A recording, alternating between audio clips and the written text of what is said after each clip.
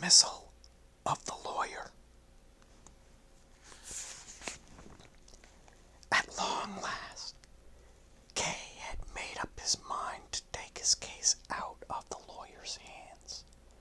He could not quite rid himself of doubts about the wisdom of this step, but his conviction of its necessity prevailed. To screw himself up to the decision cost him a lot of energy. On the day when he resolved to visit the lawyer, his work lagged behind. He had to stay very late in the office, and so he did not reach the lawyer's door until well past 10 o'clock. Before actually ringing the bell, he thought it over once again. It might be better to dismiss the lawyer by telephone or by letter. A personal interview was bound to prove painful. Still, he did not want to lose the advantage of a personal interview. Any other mode of dismissal would be accepted in silence or with a few formal words of acknowledgement, and unless he were to extract information from Lenny, he would never learn how the lawyer had reacted to the dismissal and what consequences for himself were likely to ensue, according to the lawyer's opinion, which was not entirely negligible. Face to face with the lawyer, one could spring the dismissal on him as a surprise, and however guarded the man might be, Kay would be easily able to learn from his demeanor all that he wanted to know.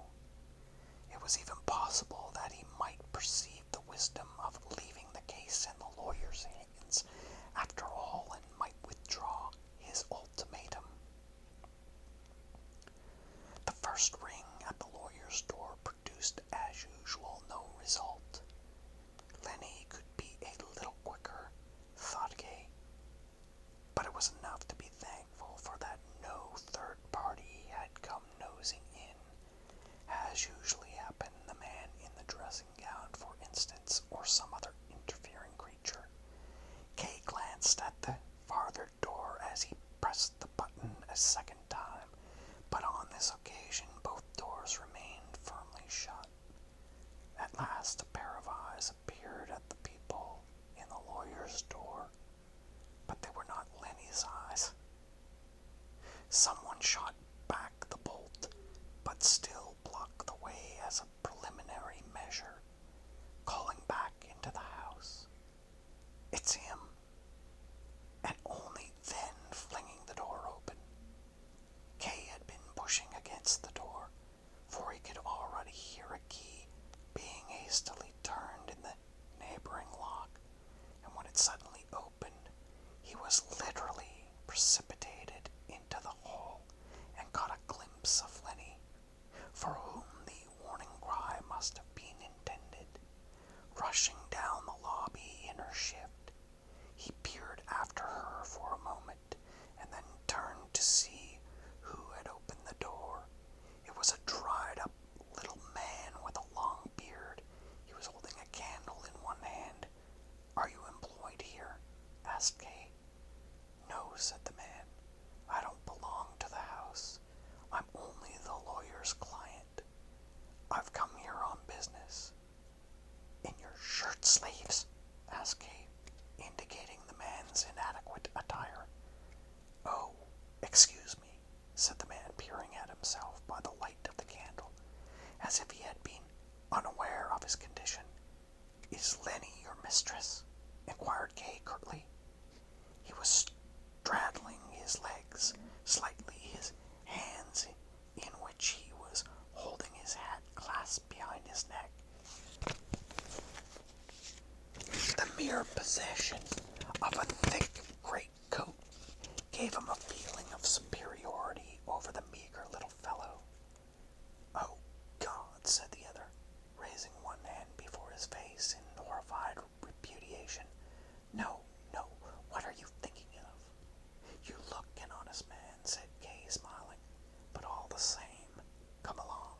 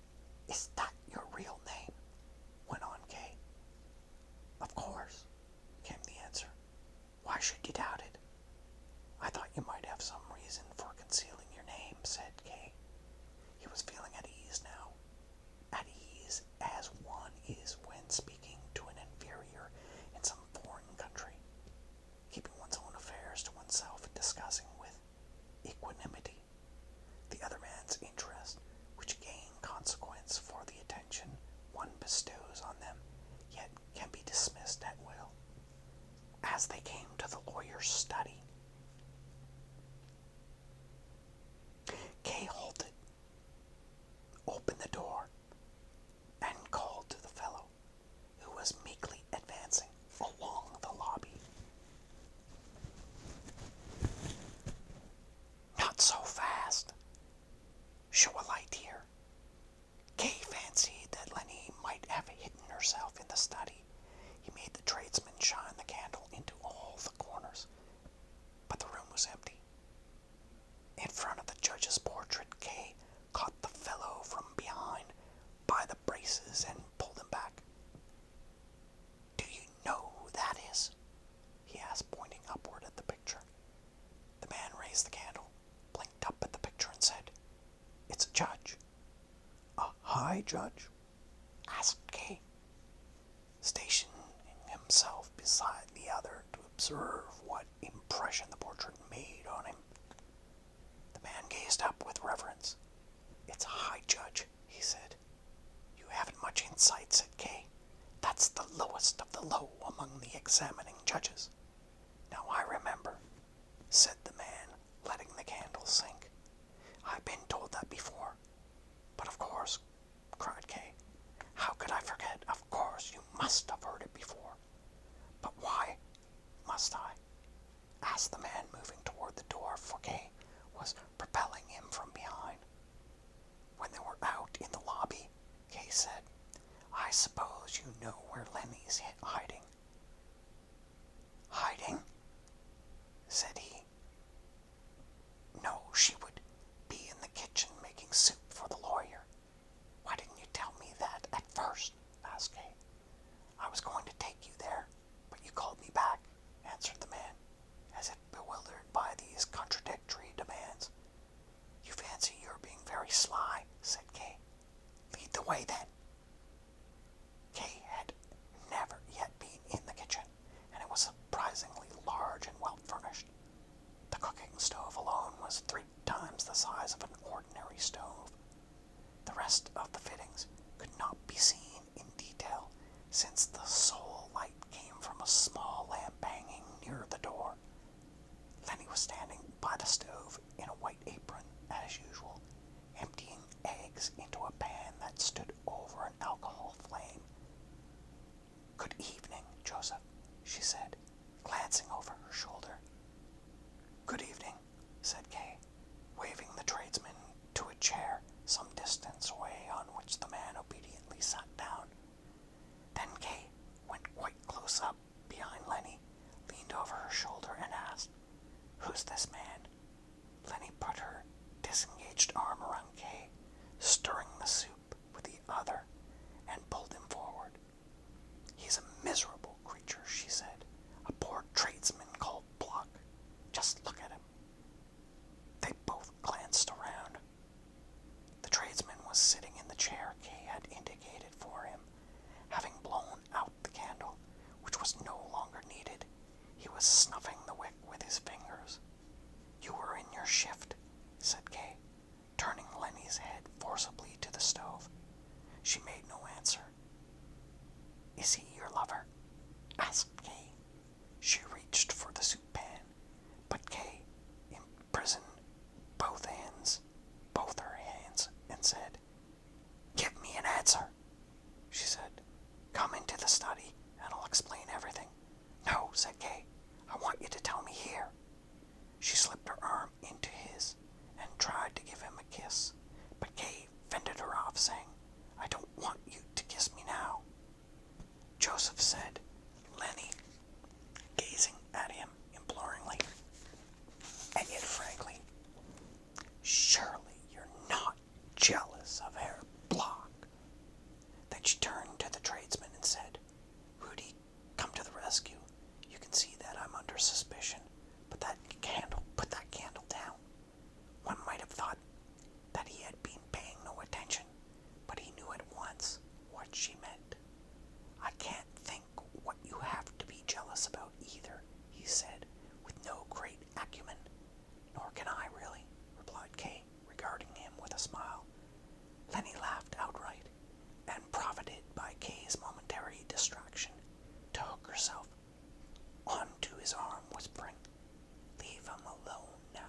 could see the kind of creature he is.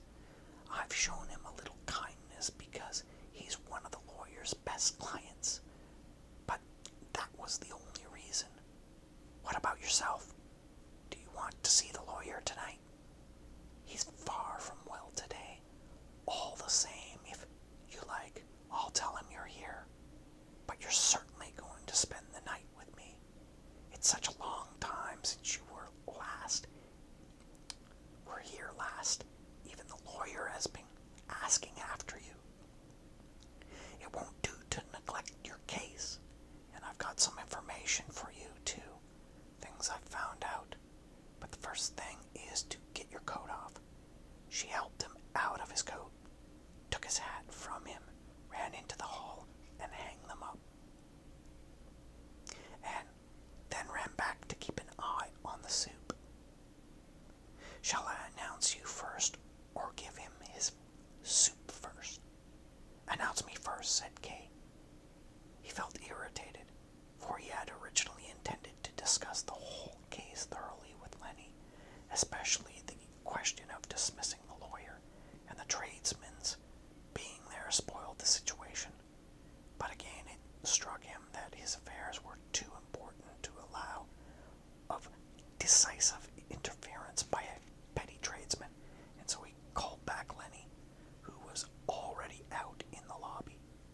No, let him have his soup first, he said. It'll strengthen him for his interview with me, and he'll need it.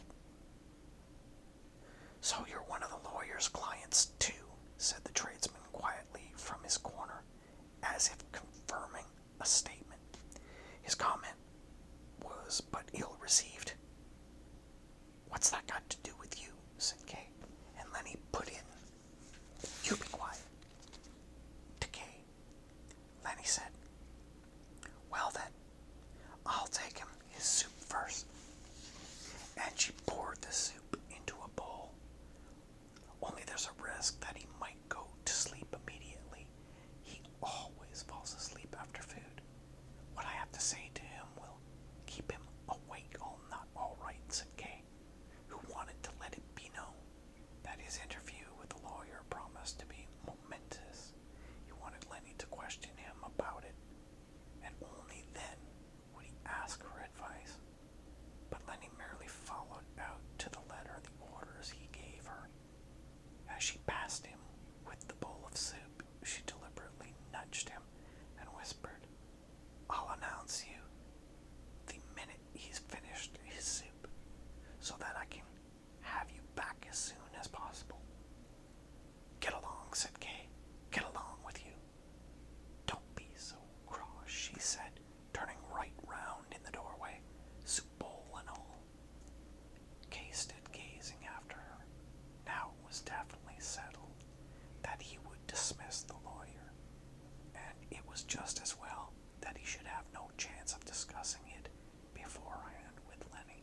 The whole affair was rather beyond her scope, and she would certainly have tried to dissuade him. Possibly she might even have prevailed on him to put it off this time, and he would have continued to be a prey to doubts and fears until in the long run he carried out his resolve, since it was too imperative a resolve to be dropped.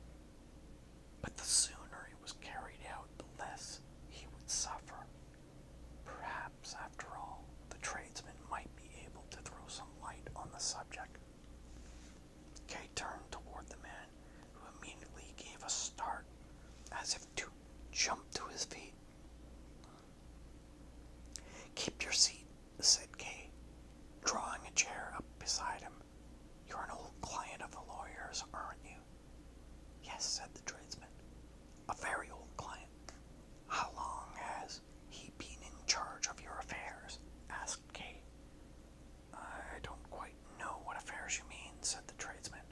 In my business affairs, I'm a grain dealer. The lawyer has been my representative since the very beginning. That must be for the past 20 years.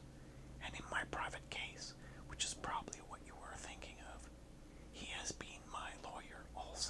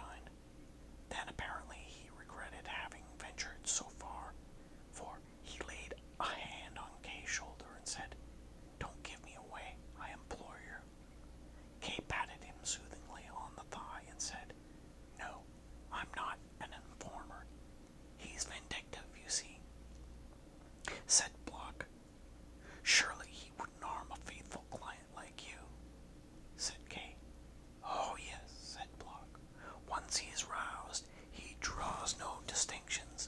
Besides, I'm not really faithful to him. How is that? asked Kay. Perhaps I oughtn't to tell you, said Block doubtfully. I think you can risk it, said Kay. Well, said Block, I'll tell you a certain amount, but in your turn you must tell me one of your secrets, so that we each have a hold over the other.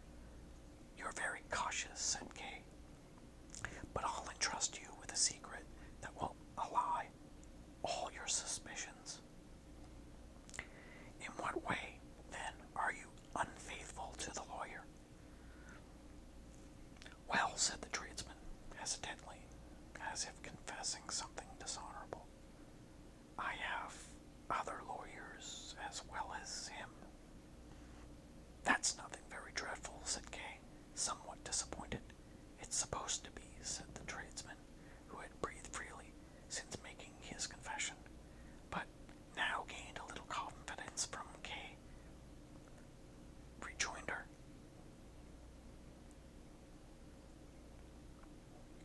It's not allowed.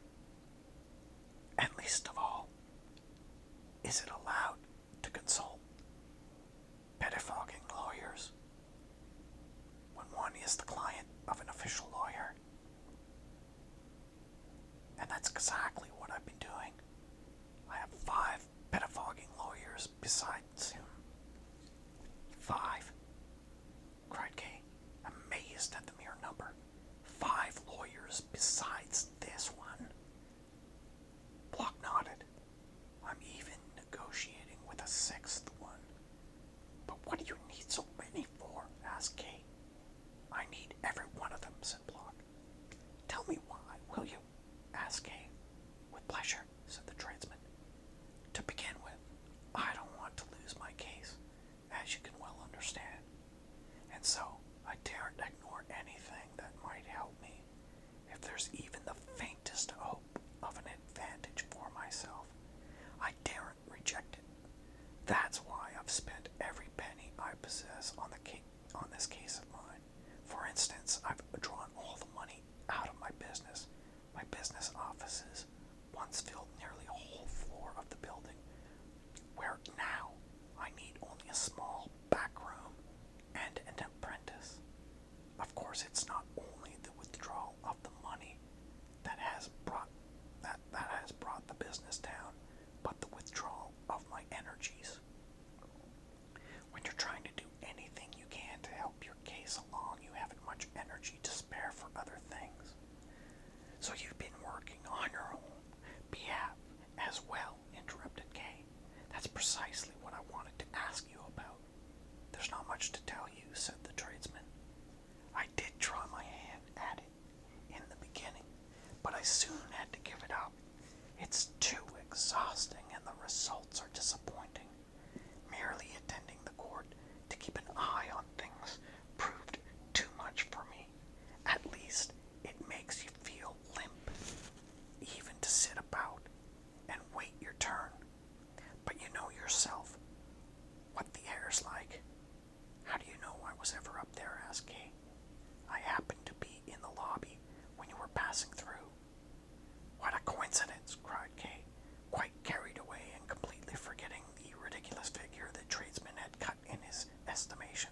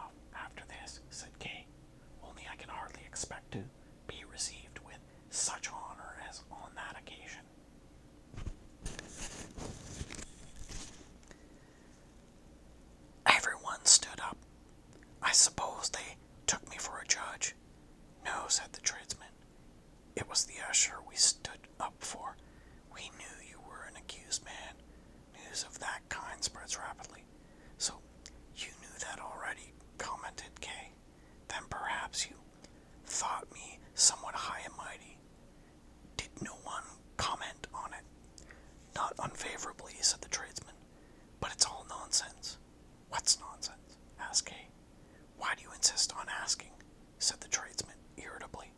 Apparently, you don't know the people there yet, and you might take it up wrongly. You must remember that in these proceedings, things are always coming up for discussion that are simply beyond reason. People are too tired and distracted to think, so they take refuge in superstition. I'm as bad as anyone myself, and one of the superstitions is that you're supposed to tell from a man's face, especially the line of his lips, how his case is going to turn out. Well, people declared that judging from the expression on your lips that you would be found guilty, and in the near future, too. I tell you, it's a silly superstition, and in most cases completely bellied by the facts, but if you live among these people, it's difficult to escape the prevailing opinion. You can't imagine what a strong effect such superstitions have. You spoke to a man up there, didn't you? And he could hardly utter a word in answer. Of course, there's many a reason for being bewildered up there, but one of the reasons why he couldn't bring out an answer was the shock he got from looking at your lips. He said afterwards that he saw on your lips the sign of his own condemnation. On my lips? Asked Kay, taking out a pocket mirror and studying them. I can't see anything peculiar about my lips, do you? I don't either, said the tradesman. Not in the least. How superstitious these people are, cried Kay. Didn't I tell you? Asked the other. Do they meet each other so frequently, then, and exchange all these ideas? Queried Kay. I've never had anything to do with them myself. As a rule, they don't mix much, said the tradesman. It would be hardly possible. There are too many of them.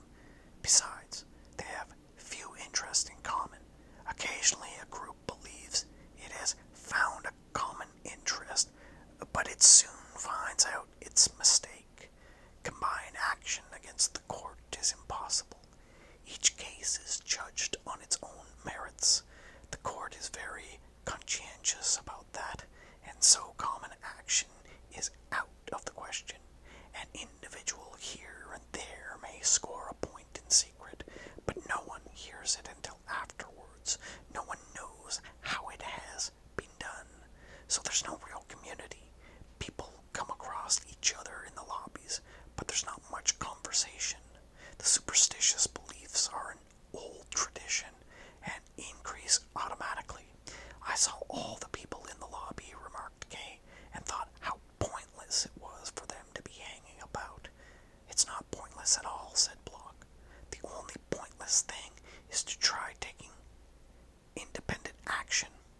As I told you, I have 5 lawyers besides this one. You might think, as I did once, that I could safely wash my hands of the case, but you would be wrong. I have to watch it more carefully than if I had only one lawyer. I suppose you don't understand that?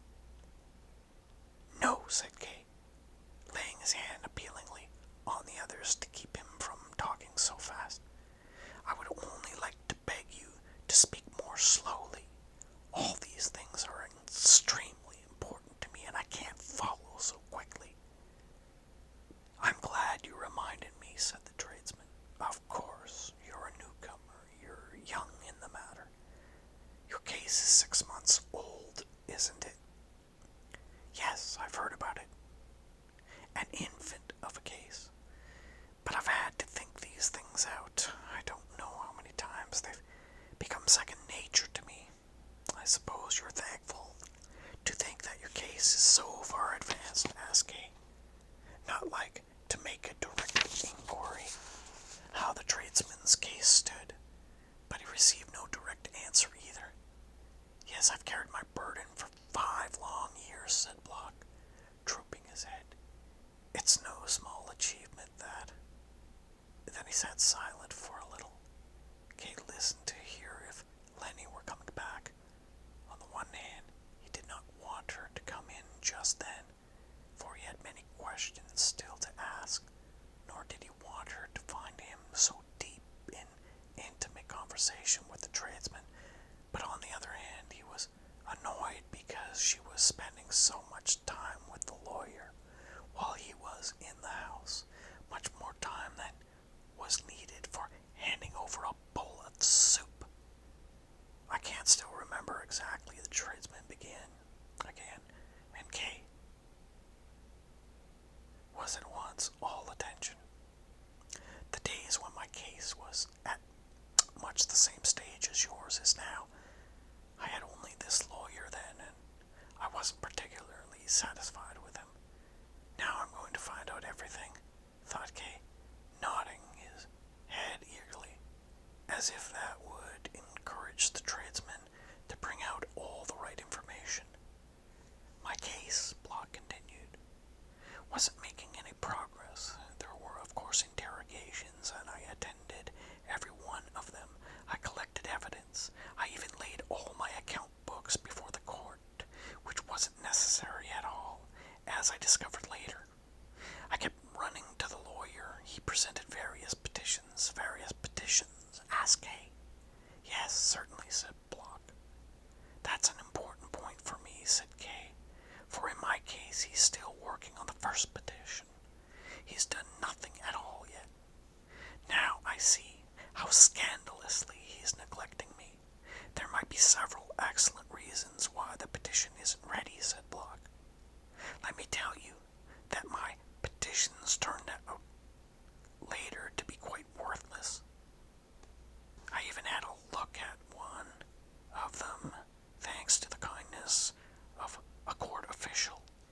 It was very learned, but it said nothing of any consequence, crammed with Latin in the first place, which I don't understand, and then whole pages of general appeals to the court, then flattering references to particular officials who aren't actually named but were easy enough for anyone versed in these matters to recognize, then self-praise of the lawyer himself, in the course of which he addressed the court with a crawling humility, ending up with an analysis of various cases from ancient times that were supposed to resemble mine. I must say that this analysis, insofar as I could follow it, was very careful and thorough. You mustn't think that I'm passing judgment on the lawyer's work. That petition, after all, was only one of many. But at any rate, and this is what I'm coming to, I couldn't see that my case was making any progress. What kind of progress did you expect to see? Asked Kay. A good question, said the tradesman with a smile. It's very rare that progress in these cases is visible at all. But I didn't know that then. I'm a businessman, and I was much more of a businessman than now. I wanted to see palpable results. The whole negotiation should be coming to a finish, I thought, or taking a regular upward course. Instead of that, there were only ceremonial interviews, one after another, mostly of the same tenure, where I could reel off the responses like a litany several times a week. Court messengers came to my place of business, or to my house or wherever I was to be found, and that, of course, was a nuisance. Today I'm much better off in that respect, for telephone calls bother me less.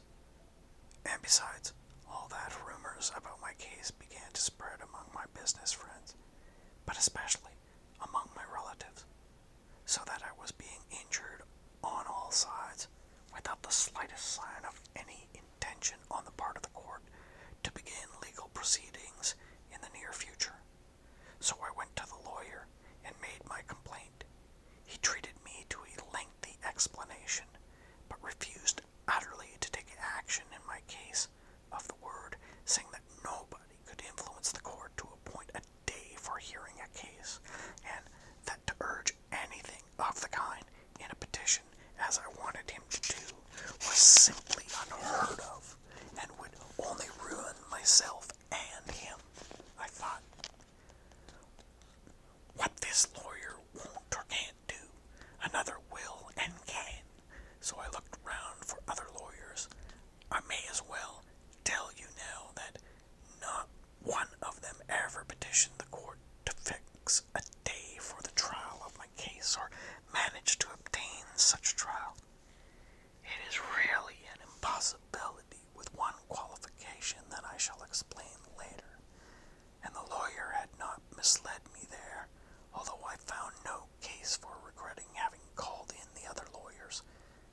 I suppose Dr. Hold has told you plenty of things about the pettifogging lawyers.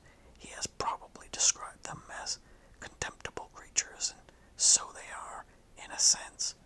All the same, in speaking of them, and contrasting himself and his colleagues with them, he always makes a small mistake, which I may as well call your attention to in passing. He always refers to the lawyers of his own circle as the great lawyers by way of contrast.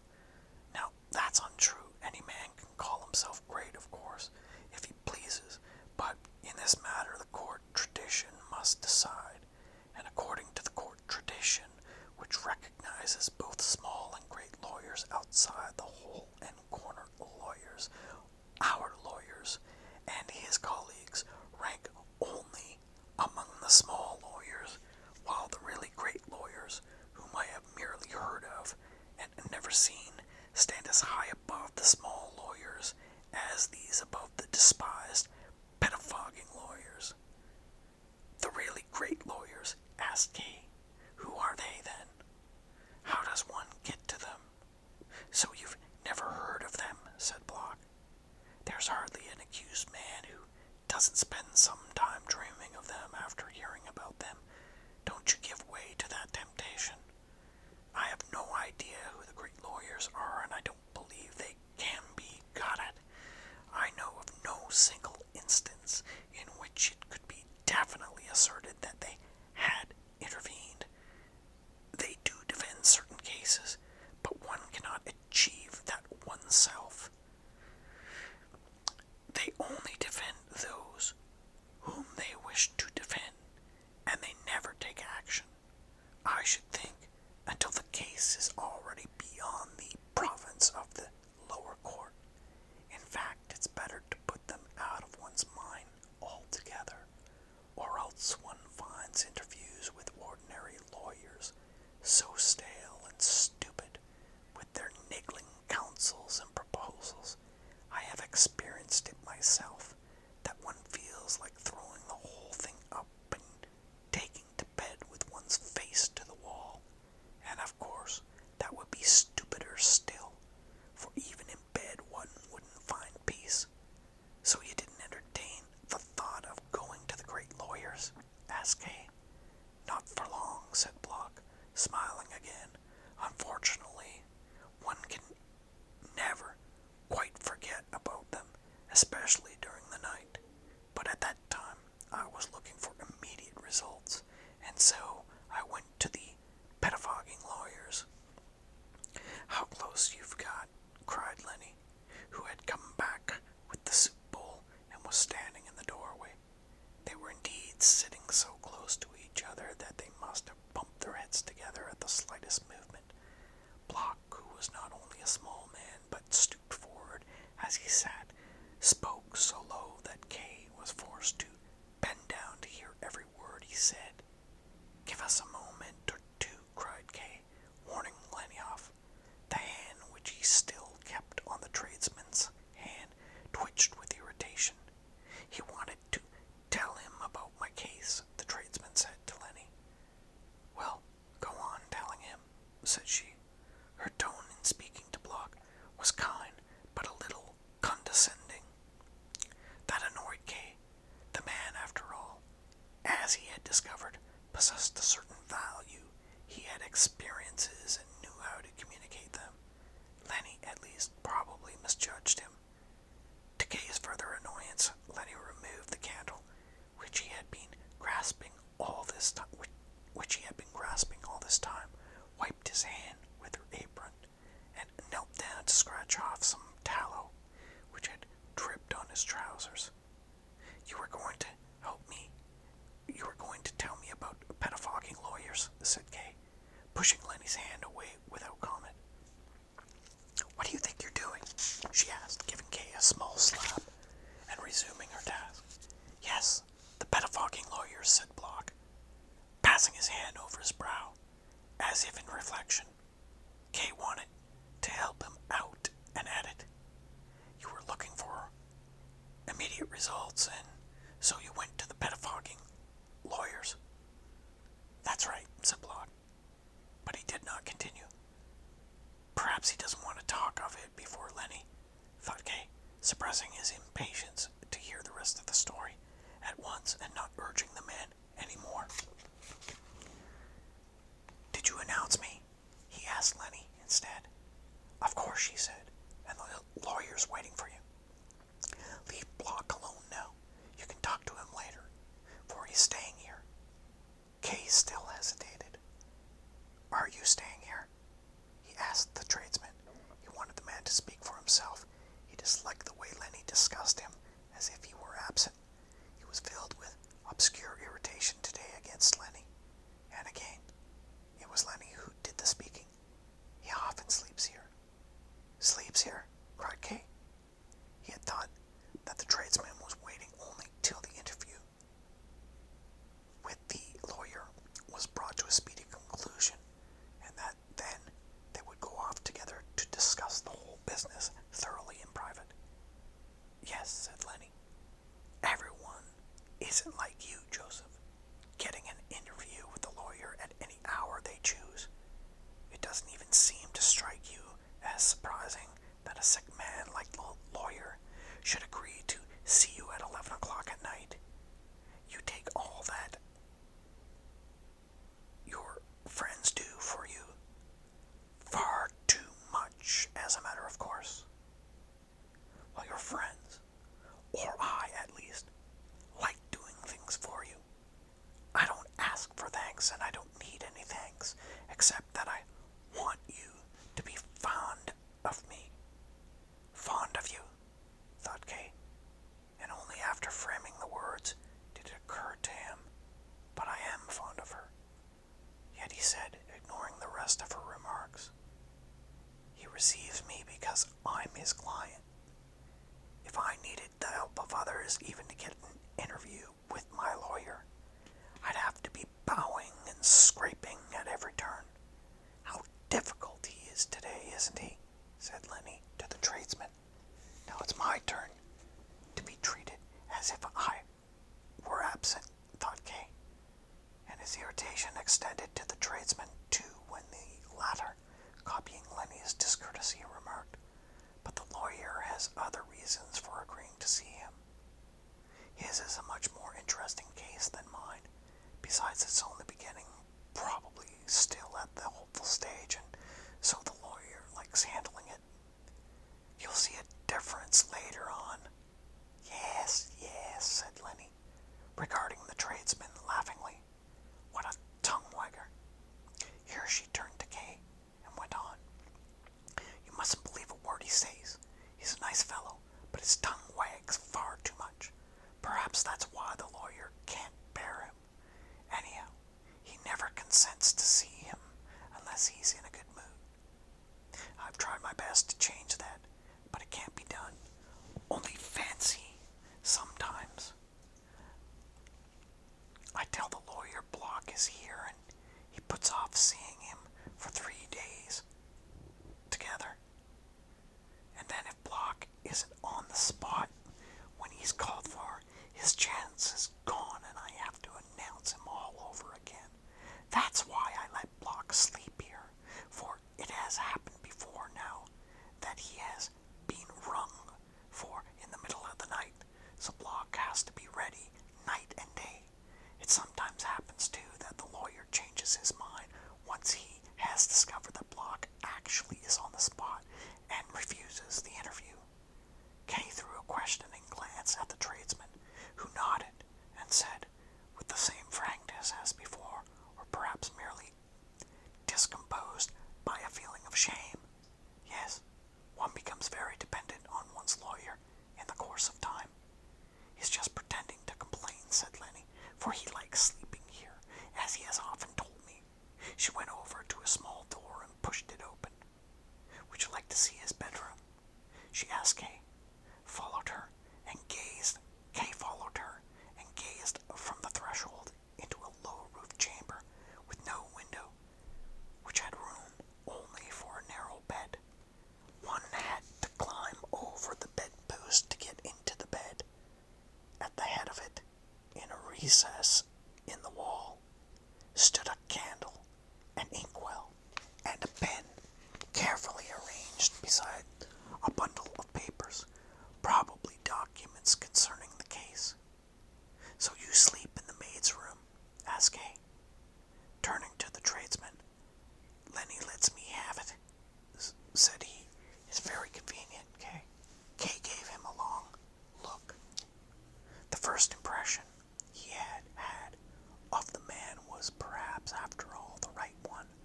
Block was a man of experience, certainly, since his case had lasted for years, yet he had paid dearly for his experience. Suddenly Kay could no longer bear the sight of him. "Put him to bed," he cried to Lenny, who seemed not to comprehend what he meant. Yet what he wanted was to get away to the lawyer and dismiss from his life not only Holt, but Lenny and the tradesman too. Before he could reach the room, however, Block spoke to him in a low voice. "Herr Kay." Kay turned round angrily. "You've forgotten your promise," said the tradesman, reaching out imploringly towards Kay. "You were going to tell me one of your secrets." "True," said Kay, casting a glance also at Lenny, who was regarding him attentively. "Well, listen then, though it's almost an open secret by this time. I'm going to the lawyer now to dismiss him from my case." "Dismiss him?" exclaimed the tradesman. He sprang from his seat and rushed round the kitchen with upraised arms, crying as he ran, "He's dismissing the lawyer!" Lenny made a grab at Kay, but Block got in her way, and she requited him with a fist. Still clenching her fist, she chased after Kay, who was well ahead of her. He got inside the lawyer's room before she caught up with him. He tried to close the door behind him, but Lenny put one foot in the crack and reached through it to grab his arm and haul him back. Kay caught her wrist and squeezed it so hard that he had to lose her hold with a whimper. She had to lose her hold with a whimper. She did not dare to force her way right in, but Kay made certain by turning the key in the lock. "I've been waiting a long time for you," said the lawyer from his bed, laying on the table a document which he had been reading by the light of a candle and putting on a pair of spectacles through which he scrutinized Kay. Kay sharply. Instead of apologizing, Kay said, "I shan't detain you long." This remark, as it was no apology, the lawyer ignored, saying, "I shall not see you again at such a late hour." "That agrees with my intentions," retorted Kay. The lawyer gave him a questioning look and said, "Sit down." "Since you asked me to," said Kay, pulling up a chair to the bedside table and seating himself. "I fancied I'd heard you locking the door," said the lawyer. "Yes," said Kay. "That was because of Lenny." He was not thinking of shielding anyone, but the lawyer went on. "Has she been pestering you again?" "Pestering me?" asked Kay. "Yes," said the lawyer, chuckling, until stopped by a fit of coughing, after which he began to chuckle once more. "I suppose you can't have helped noticing that she pesters you?" he asked, patting Kay's hand, which in his nervous distraction he had put on the bedside table, and now hastily withdrew. "You don't attach much importance to it," went on the lawyer as Kay remained silent. "So much the better, or else I might have had to apologize for her. It's a peculiarity of hers, which I have long forgiven her, and which I wouldn't mention now, had it not been for your locking the door." "This peculiarity of hers, well, you're the last person I should have to explain it to, but you're looking so bewildered, and I feel I must. This peculiarity of hers consists in her finding nearly all accused men attractive. She makes up to all of them, loves them all, and is evidently also loved in return. She often tells me about these affairs to amuse me when I allow her. It doesn't surprise me so much as it seems to surprise you. If you have the right eye for these things, you can see that accused men are often attractive. It's a remarkable phenomenon, almost a natural law, for of course the fact of being accused makes no alteration in a man's appearance that is immediately obvious and recognizable. These cases are not like ordinary criminal cases. Most of the defendants continue in their usual vocations, and if they are in the hands of a good lawyer, their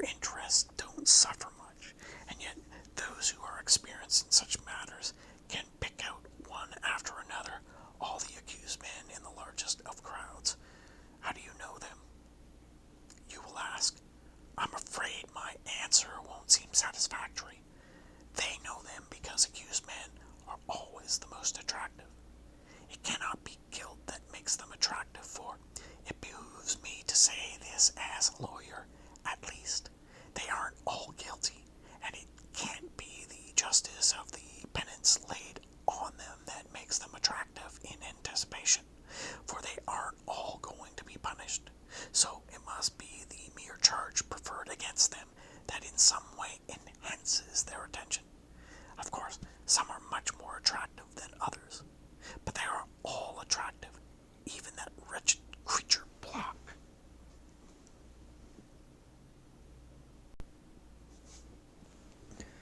By the time the lawyer finished this harangue, Kay had completely regained his composure. He had even nodded as in complete agreement with the last words, whereas he was really confirming his own cherished opinion that the lawyer invariably attempted, as now, to bring in irrelevant generalizations in order to distract his attention from the main question, which was how much actual work had been achieved in furthering the case. Presumably, the lawyer felt that Kay was more hostile than usual, for now he paused to give him the chance of putting in a word, and then asked, since Kay remained silent, did you come here this evening for some specific reason? Yes, said Kay, shading the light of the candle a little with one hand so as to see the lawyer better. I came to tell you that I dispense with your services as from today. Do I understand you rightly? Asked the lawyer, half propping himself up in bed with one hand on the pillows. I expect so, said Kay, sitting bolt upright as if on guard. Well, that's a plan we can at least discuss, said the lawyer after a pause. It's no plan, it's a fact, said Kay. Maybe, said the lawyer, but we mustn't be in too much of a hurry. He used the word we, as if he had no intention of letting Kay detach himself, as if he meant to remain at least Kay's advisor, if not his official agent. It's not a hurried decision, said Kay, slowly getting up and retreating behind his chair. I have thought it well over, perhaps even for too long. If it's my final decision, it is my final decision. Then allow me a few comments, said the lawyer, throwing off his feather quilt and sitting on the edge of the bed, his bare legs sprinkled with white hairs trembling with cold. He asked Kay to hand him a rug from the sofa. Kay fetched the rug and said, It's quite unnecessary for you to expose yourself to a chill. I have grave enough reasons for it, said the lawyer, wrapping the bed quilt around his shoulders and tucking the rug around his legs. Your uncle is a friend of mine, and I've grown fond of you, too, in a course of time. I admit it freely, it's nothing to be ashamed of. This outburst of sentiment from the old man was most unwelcome to Kay, for it compelled him to be more explicit in his statements, which he would have liked to avoid, and disconcerted him too, as he frankly admitted to himself, although without in the least affecting his decision. I am grateful for your friendly attitude, he said, and I appreciate that you have done all you could do for what you thought to be my advantage. But for some time now, I have been growing convinced that your efforts are not enough. I shall not, of course, attempt to thrust my opinions on a man so much older and more experienced than myself. If I have unwittingly seemed to do so, please forgive me. But I have grave enough reasons for it, to use your own phrase, and I am convinced that it is necessary to take much more energetic steps in this case of mine than have been taken so far. I understand you, said the lawyer. You are feeling impatient. I'm not impatient, said Kay, a little irritated, and therefore less careful in his choice of words. You must have noticed, on my very first visit here, when I came with my uncle, that I did not take my case very seriously. If I wasn't forcibly reminded of it, so to speak, I forgot it completely. Still, my uncle insisted on my engaging you as my representative, and I did so to please him.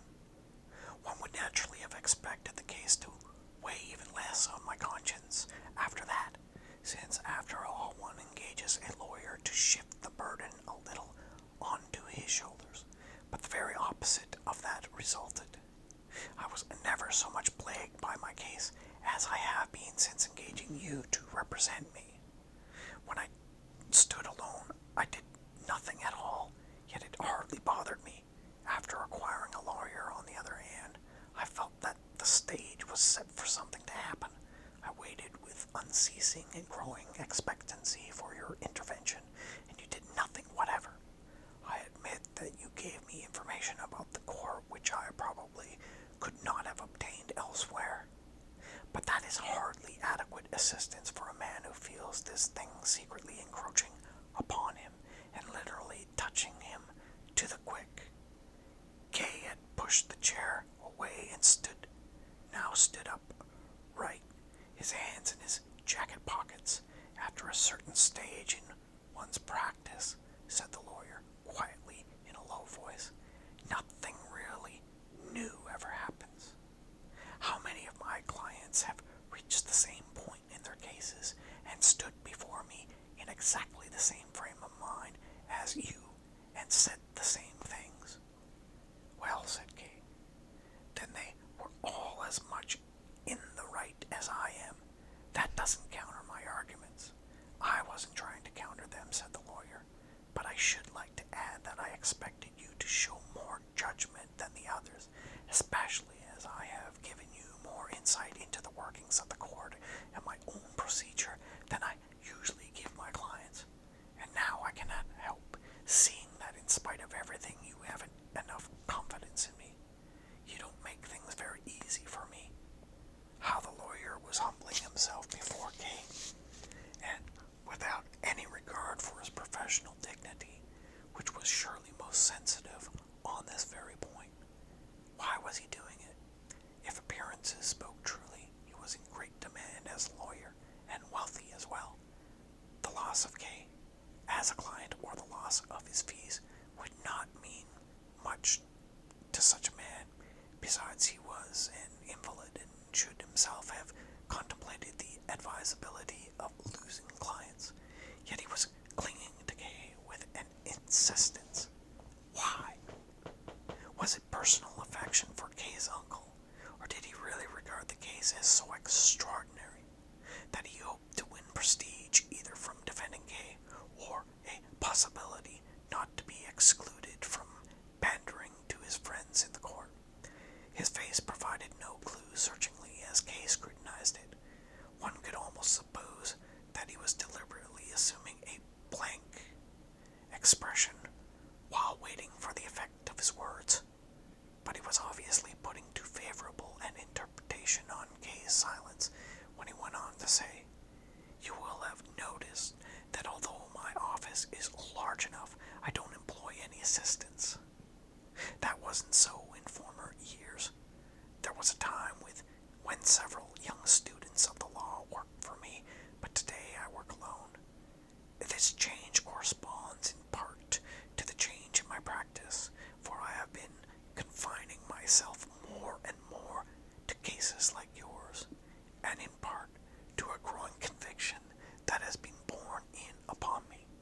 I found that I could not delegate the responsibility for these cases to anyone else without wronging my clients and imperiling the task I had undertaken. But the decision to cover all the work myself entailed the natural consequences.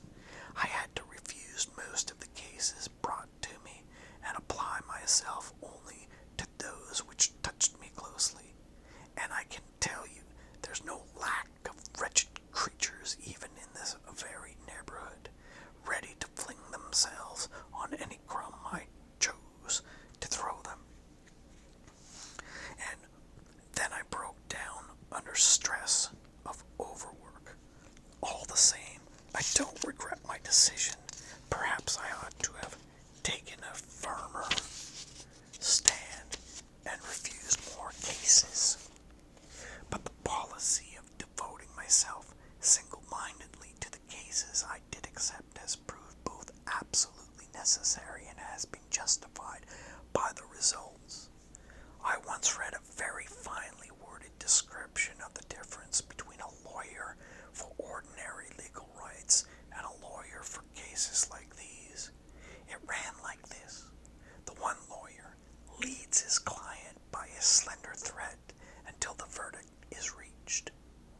The other lifts his client on his shoulders from the start and carries him bodily without once letting him down until the verdict is reached, and even beyond it.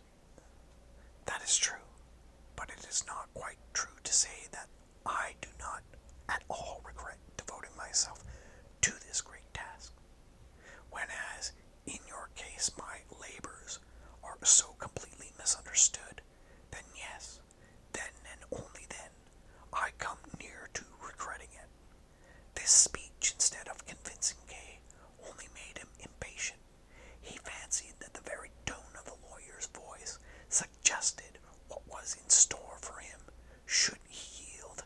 The same old exhortations would begin again, the same references to the progress of the petition, to the more gracious mood of this or that official, while not forgetting the enormous difficulties that stood in the way.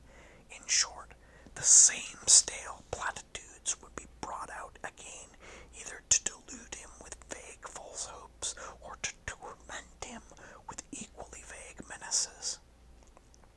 That must be stopped once and for all, so he said, "What steps do you propose to take in my case if I retain you as my representative?" The lawyer meekly accepted even this insulting question and replied, "I should continue with those measures that I have already begun." "I knew it," said Kay. "Well, it's a waste of time to go on talking. I'll make one more attempt," said the lawyer, as if it were Kay who was at fault and not himself. "I have an idea that what makes you so wrong-headed, not only in your judgment of my legal assistance, but also in your general behavior, is the fact that you have been treated too well, although you are an accused man, or rather more precisely, that you have been treated with negligence, with apparent negligence. There's a reason for the negligence, of course. It's often better to be in chains than to be free. But I'd like to show you how other accused men are treated, and perhaps you may learn a thing or two. I shall now send for Block. You'd better unlock the door and sit here beside the bed table." "With pleasure," said Kay, fulfilling these injunctions. He was always ready to learn. As a precaution, however, he asked once more, "You realize that I am dispensing with your services?" "Yes," said the lawyer, "but you may change your mind about it yet." He lay back in bed again, drew the quilt up to his chin, and turned his face to the wall. Then he rang the bell. Almost at the same moment, Lenny was on the spot, darting quick glances to learn what was happening. She seemed to find it reassuring that Kay was sitting so quietly beside the lawyer's bed. She nodded to him with a smile, but he gazed at her blankly. "Fetch Block," said the lawyer. Instead of fetching Block, however, she merely went to the door, called out, "Block! The lawyer wants you." And then, probably because the lawyer had his face turned to the wall and was paying no attention to her, insinuated herself behind Kay, where she distracted him during all the rest of the proceedings by leaning over the back of his chair or running her fingers gently and cautiously enough through his hair and over his temples. In the end, Kay sought to prevent her by holding on to her hand, which after a little resistance she surrendered to him. Block had answered the summons immediately, yet he hesitated outside the door, apparently wondering whether he was to come in or not. He raised his eyebrows and cocked his head, as if listening for the summons to be repeated. Kay could have encouraged the man to come in, but he was determined to make a final break, not only with the lawyer, but with all the persons in the house, and so he remained motionless. Lenny, too, was silent. Block noticed, at last, no one was turning him away, and he tiptoed into the room with anxious face and hands clutched behind him.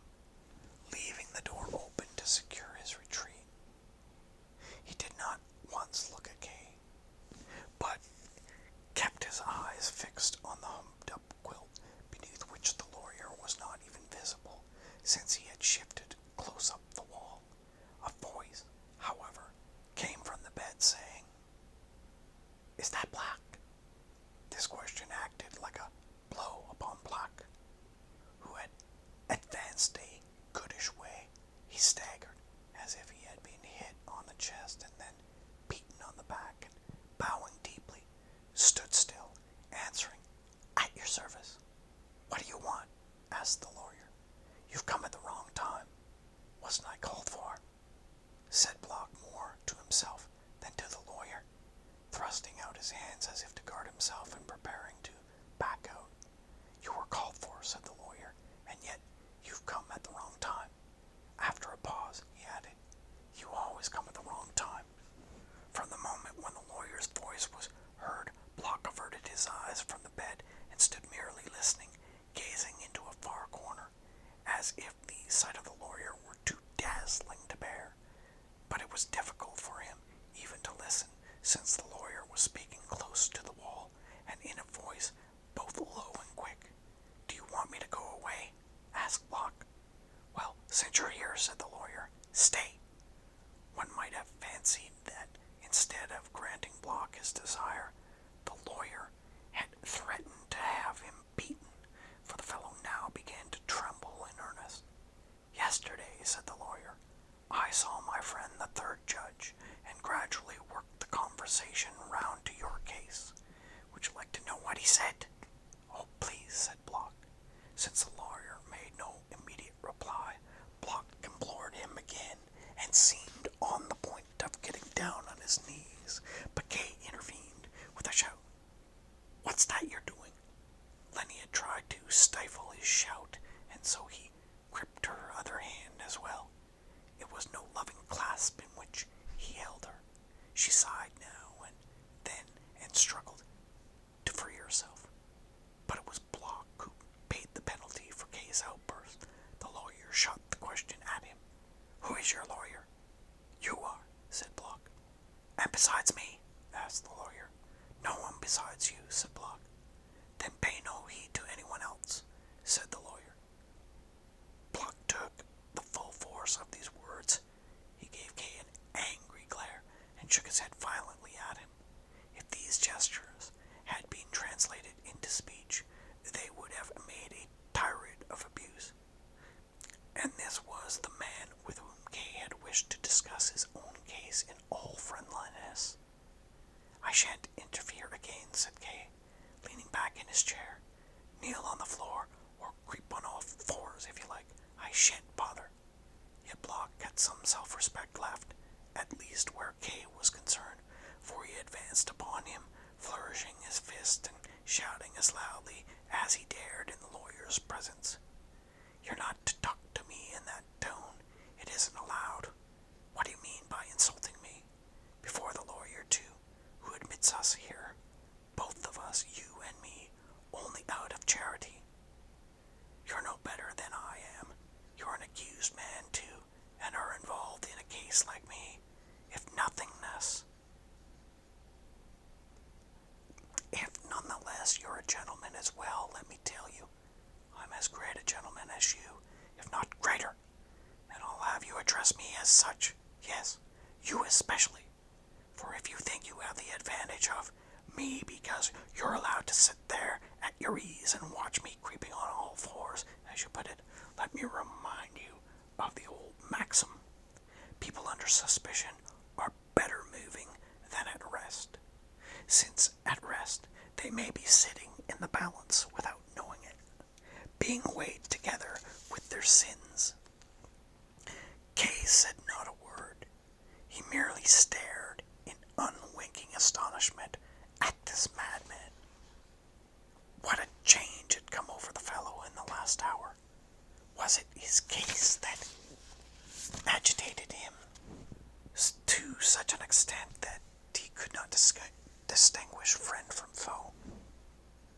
Did he not see that the lawyer was deliberately humiliating him for no other purpose on this occasion than to make a display of his power before Kay, and so perhaps cow Kay into acquiescence as well? Yet if Block were incapable of perceiving this, or if he were so afraid of the lawyer that he could not allow himself to perceive it, how did it come about that he was sly enough or brave enough to deceive the lawyer and deny that he was having recourse to other lawyers?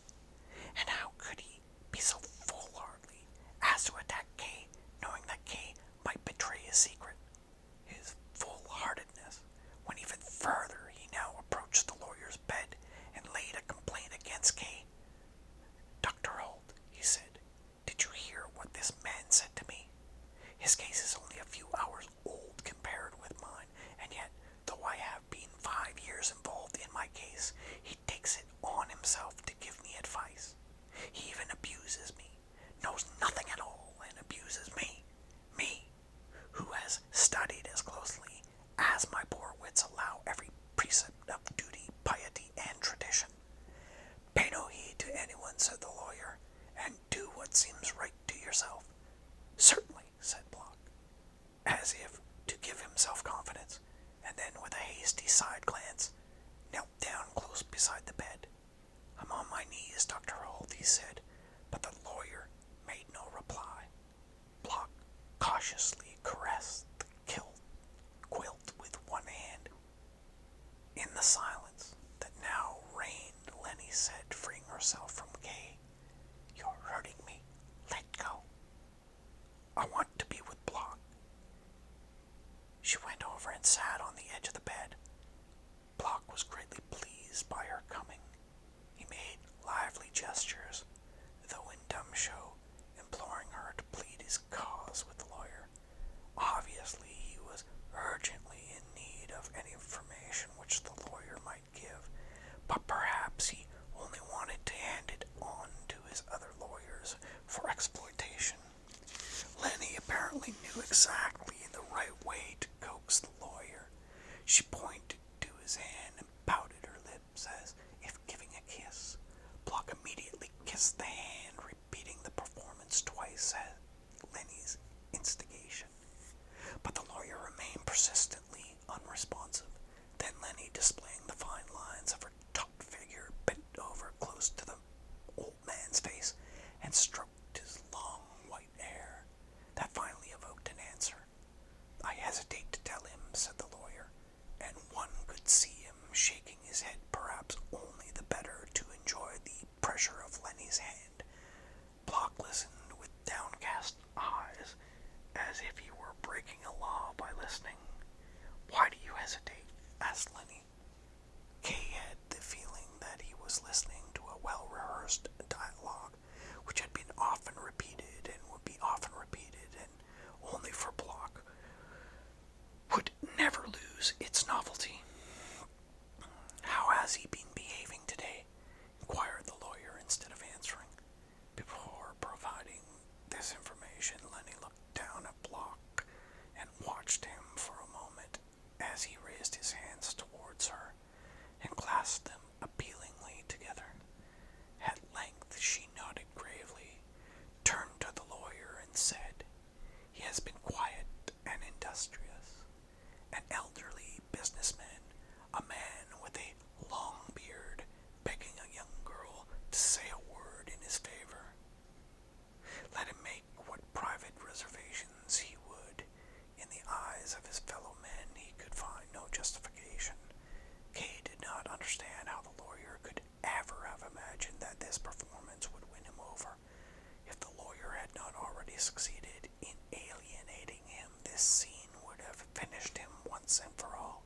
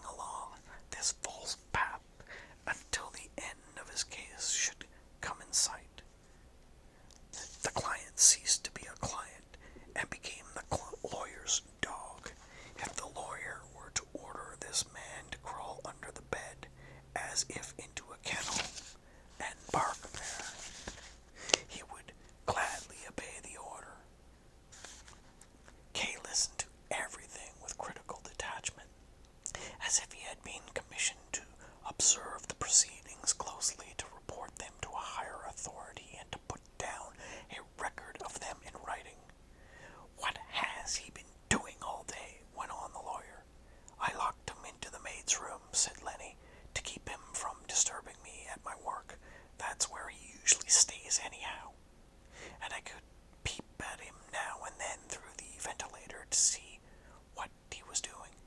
He was kneeling all the time on the bed, reading the papers you lent him, which were spread out on the windowsill.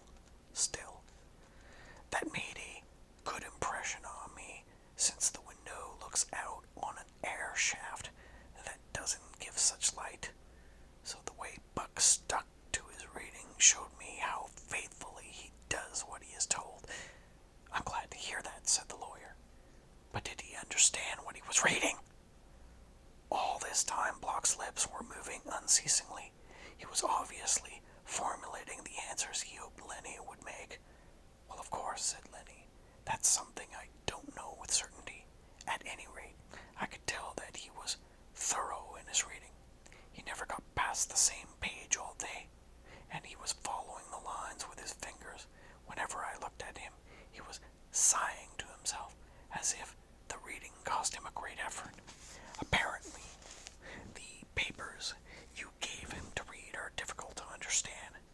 Yes, said the lawyer. These scriptures are difficult enough. I don't believe he really understands them. They're meant only to give him an inkling how hard the struggle is that I have to carry on in his defense. And for whom do I carry on this hard struggle? It's almost ridiculous to put it into words. I do it for Block. He must learn to understand what that means. Did he read without stopping? Almost without a stop, answered Lenny. He asked me only once for a drink of water, and I handed it to him through the ventilator. Then, at about 8 o'clock, I let him out and gave him something to eat. Block gave a fleeting glance at Kay, as if expecting to see him impressed by this virtuous record. His hopes seemed to be mounting, his movements were less constrained, and he kept shifting his knees a little. It was all the more noticeable that the lawyer's next words struck him rigid. You are praising him, said the lawyer, but that only makes it more difficult for me to tell him, for the judge's remarks were by no means favorable either to Block or to his case. Not favorable? Asked Lenny. How can that be possible? Block was gazing at her intently, as if he believed her capable of giving a new and favorable term to the words long pronounced by the judge. Not favorable, said the judge. He was even annoyed when I mentioned Block. Don't speak about Block, he said. But he's my client, I said. You are wasting yourself on the man, he said. I don't think his case is hopeless, said I. Well, you're wasting yourself on him, he repeated. I don't believe it, said I. Block is sincerely concerned about his case and devotes himself to it. He almost lives in my house to keep in touch with the proceedings. One doesn't often find such zeal. Of course, he's personally rather repulsive. His manners are bad, and he is dirty, but as a client he is beyond reproach. I said beyond reproach, and it was a deliberate exaggeration. To that he replied, Block is merely cunning. He has acquired a lot of experience and knows how to keep on postponing the issue. But his ignorance is even greater than his cunning. What do you think he would say if he discovered that his case had actually not begun yet? If he were to be told that the bell marking the start of the proceedings hadn't even rung? Quiet there, Block, said the lawyer, for Block was just rising up on trembling legs, obviously to implore an explanation. This was the first time the lawyer had addressed Block directly at any length. With lackluster eyes, he looked down. His glance was partly vague and partly turned upon Block, who slowly sank back under it on his knees again. That remark of the judge's has no possible significance for you, said the lawyer. Don't get into a panic at every word. If you do it again, I'll never tell you anything. I can't begin a statement without your gazing at me as if your final sentence has come. You should be ashamed to behave like that before my client, and you're destroying his confidence in me. What's the matter with you? You're still alive. You're still under my protection. Your panic is senseless. You've read somewhere or other that a man's condemnation often comes unexpectedly from some chance person at some odd time. With many reservations, that is certainly true, but it is equally true that your panic disgusts me and appears to betray a lack of the necessary confidence in me. All that I said was to report a remark made by a judge. You know quite well that in these matters opinions differ so much that the confusion is impenetrable. This judge, for instance, assumes that the proceedings begin at one point, and I assume that they begin at another point. A difference of opinion, nothing more. At a certain stage of the proceedings, there is an old tradition that a bell must be rung. According to the judge, that marks the beginning of the case. I can't tell you now all the arguments against him. You wouldn't understand them. Let it be sufficient for you that there are many arguments against his view. In embarrassment, Block sat plucking at the hair of the fur rug lying before the bed. His terror of the judge's utterance was so great that it ousted for a while his subjection to the lawyer, and he was thinking only of himself, turning the judge's words round and surveying them from all sides. Block, said Lenny in a tone of warning, catching him by the collar and jerking him upward a little. Leave the rug alone and listen to the lawyer. In brackets at the bottom of this page, it stated that this chapter was never completed.